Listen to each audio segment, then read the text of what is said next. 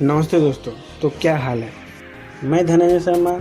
आज मैं आप सबों के लिए लाया हूँ झारखंड का संपूर्ण इतिहास का पार्ट 3 वीडियो, जो आप लोगों को अपना नॉलेज बढ़ाने में बहुत मदद करेगा।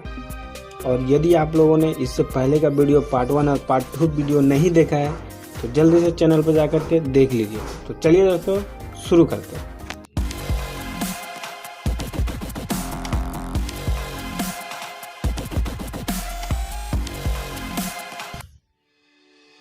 सिंहभूम के सिंह वंश। W. हंटर ने पोड़हाट के सिंह राजाओं की भूमि को सिंहभूम कहा है, जबकि हो जनजाति के लोग इसका विरोध करते हैं। उनकी मान्यता है कि उनके कुल देवता सिंह बोंगा के नाम पर सिंहभूम बना है।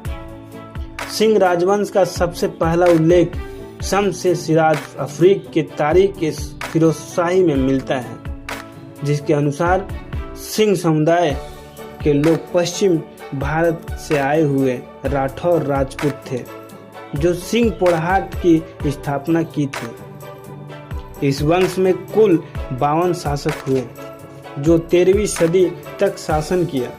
उसके पश्चात सिंह क्षेत्र पर दर्प नारायण सिंह का शासन हुआ, जिन्हें सिंह वंश का वास्तविक संस्थापक कहा जाता है। इसी वंश के काशीराम सिंह ने पोड़हाट को इस क्षेत्र का राजधानी बनाया। ब्रिटिश काल में झारखंड। 12 अगस्त 1765 ईस्वी में इलाहाबाद की संधि हुई। इस संधि के अनुसार अंग्रेजों को मुगल बादशाह बहादुर शाह द्वितीय के द्वारा बंगाल, बिहार और उड़ीसा की जमींदारी दे दी गई। अंग्रेजों का यह मान्यता था कि छोटानागपुर भी बिहार के अधीन है, लेकिन उनकी यह धारणा गलत साबित हुई, क्योंकि इस क्षेत्र में परंपरागत तरीके से स्थानीय राजवंशों का शासन था। इस क्षेत्र का दीवानी अधिकार को प्राप्त करने के लिए अंग्रेजों को संघर्ष करना पड़ा। अंततः दर्पनाथ शाह ने 6000 रुपये वार्षिक नजराना देने का सहमति जताई। दीवानी राजस्व प्राप्त करने के बाद अंग्रेजों का इस क्षेत्र पर विशेष ध्यान गया, क्योंकि यही वह क्षेत्र था जहां से अंग्रेज अपने हितों की रक्षा कर पाते और प्रतिद्वंदियों को रोक पाते। अंग्रेज का ढाल पर अधिकार। झारखंड में अंग्रेजों का प्रवेश सिंहभूम के घाटशिला से हुआ।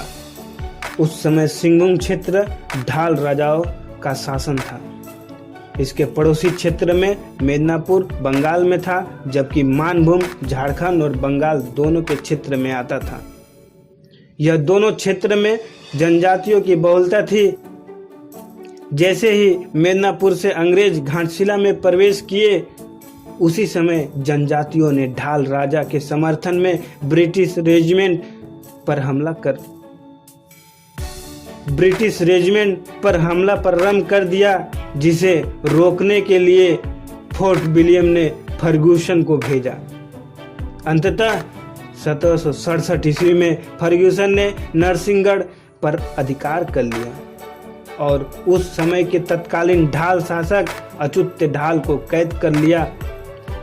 उसके स्थान पर जगन्नाथ ढाल नए राजा बने और ये राजमहल के बाहर से रहकर ही अंग्रेजों का विरोध करते रहे। इस विरोध में भूमिज और चुआर समुदाय के लोगों ने ढाल राजा को व्यापक समर्थन दिया। यह विद्रोह झारखंड का पहला असंगठित विद्रोह माना जाता है। इस विद्रोह के बाद अंग्रेजों और ढाल राजाओं के बीच समझौता हुआ, जिस समझौते के तहत ढाल राजाओं को प्रतिवर्ष 5500 रुपये कर के रूप में अंग्रेजों को भुगतान करना था।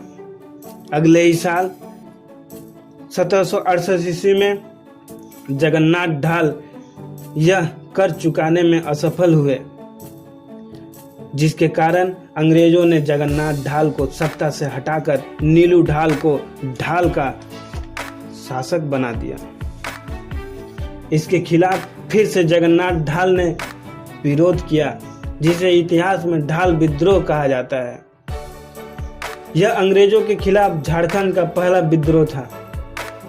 1774 ईस्वी में भूमिजों ने हल्दी पोखर में स्थित अंग्रेजों के कैंप पर हमला कर दिया, जिससे अंग्रेज सहम गए और अंततः अंग्रेजों ने भी 1777 ईस्वी में जगन्नाथ ढाल को ही राजा घोषित कर दिया और इस क्षेत्र में वार्षिक किराए के रूप में 4,267 रुपये निर्धारित कर दिए गए।